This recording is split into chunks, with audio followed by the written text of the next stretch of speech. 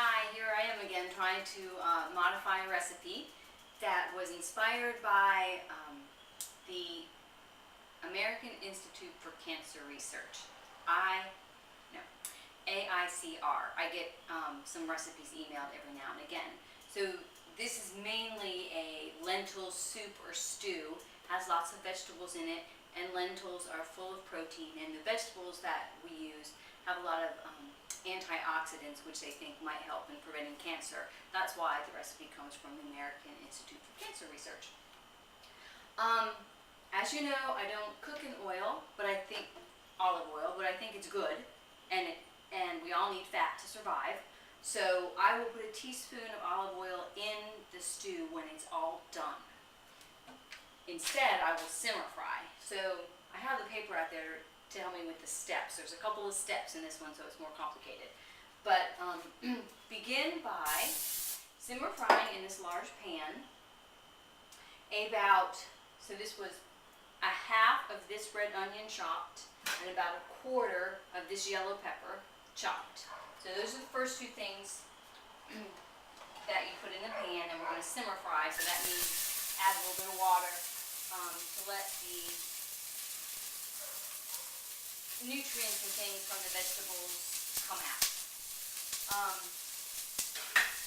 The spices I'm going to use today are garlic powder, oregano, and cinnamon. And I had every intention of buying garlic cloves at the store, and I forgot. So I have dry garlic as well. That being said, the recipe calls for a clove of garlic to be added after you saute your vegetables a little bit, and to add the other dry spices at another stage in the recipe. I'm just going to add all three later because they're dry. So you get these going,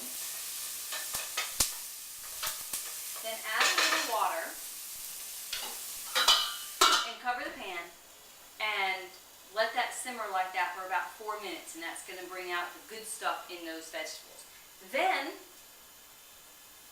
we'll add some more stuff. Let me put the water in there and keep talking to you. I'm kind of doing this on the fly. I'm not having much time to make videos these days. I should have started by telling you what the ingredients were so you could get them all out and play along. It called for, one of the ways I'm modifying this recipe is by cutting everything in half. So I had a half a cup of dry lentils, and you don't have to soak lentils, but you do need to rinse them. I soaked and rinsed mine, so this half a cup of dry lentils looks a little bit more now because they've swelled up a little bit, but they're not pre-cooked.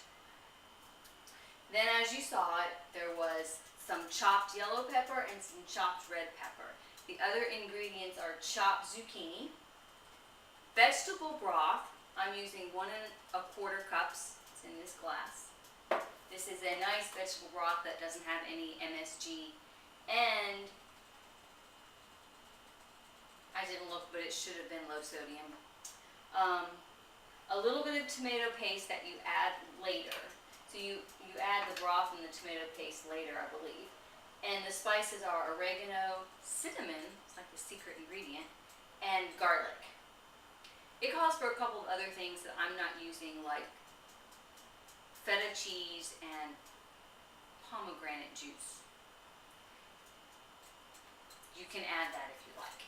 So after this first few minutes here, then it says to mix in the garlic and cook another minute, but we're not doing it because we don't have fresh garlic. I don't have. Now you add the lentils and the spices, and it says to cook until seasoning is fragrant, which should take about 30 seconds. And then you pour in the broth, bring it to a boil, and let it reduce, and you simmer to cook the lentils for about 25 minutes. After that is when you add the squash, tomato paste, and remaining broth. Oh, so you don't use all the broth right now. And that's pretty much it. You should leave an extra 15 minutes to let it sit before you serve it. So we're going to add the lentils and the spices, and just let the room, you know, fill with the aroma.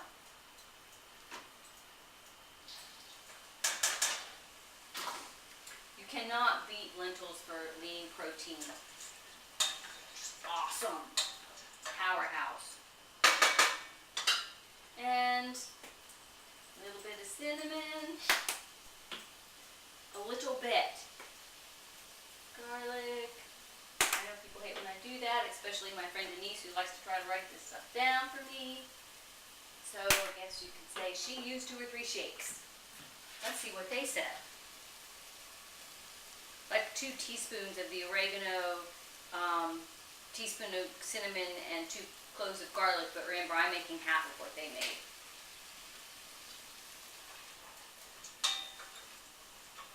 So doesn't it do this for 30 seconds and then add the broth, bring the broth to a boil, and then let that simmer for 25 minutes? I think that's what the plan was. Let me just double check my fancy notes here.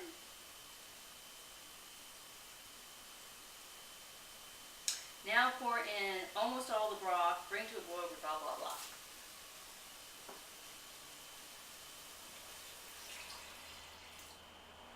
Okay, so I'll just leave that a little bit.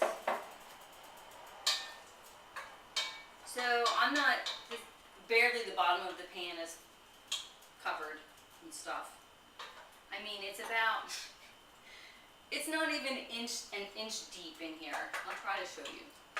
It needs to come to a boil and then simmer. Okay. And I don't add the zucchini, right? Squash, okay.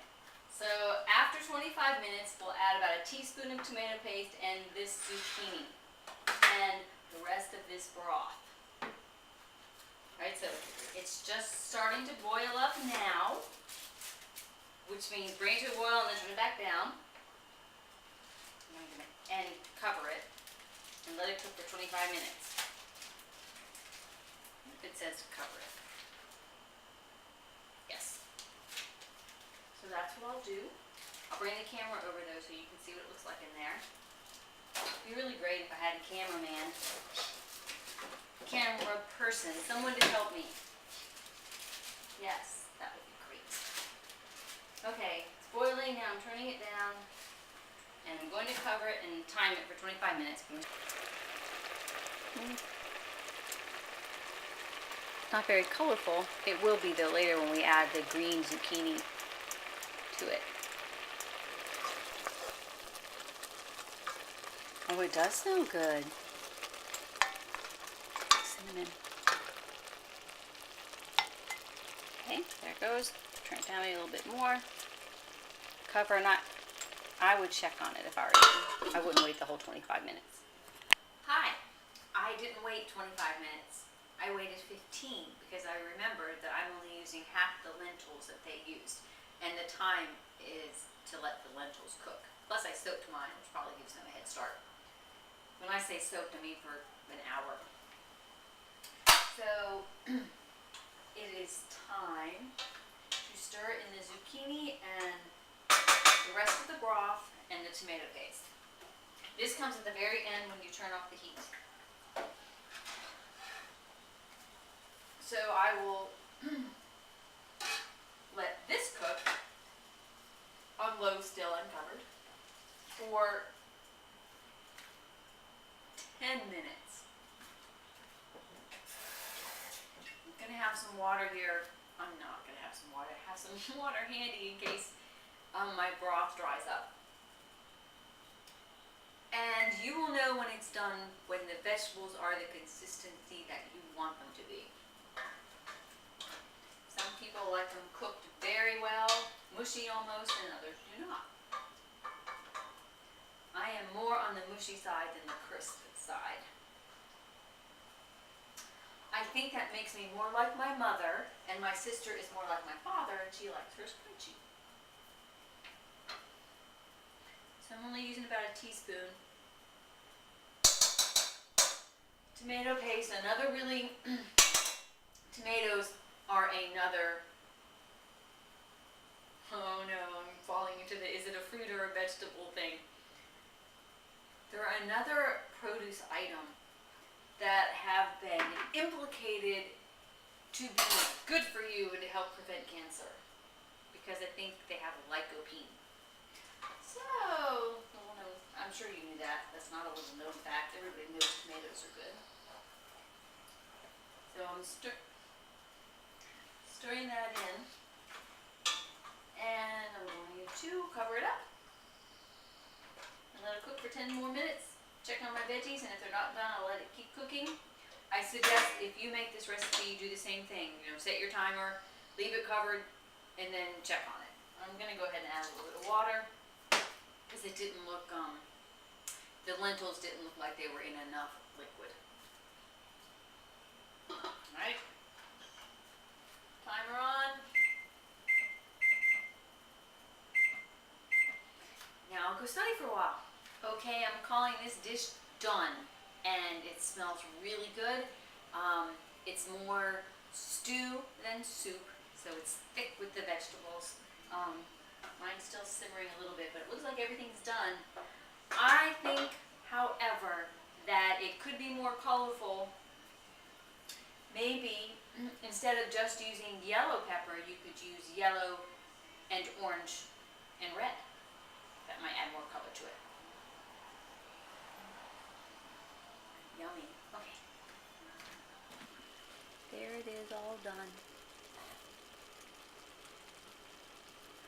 I think that I set my timer for 10 minutes twice. And let it simmer. I just took the lid off.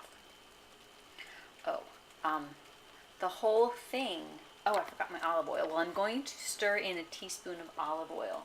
But the whole thing, lost my notes. I'll put it online, but I think 400 calories maybe for the whole thing. Okay, that's all. Bye.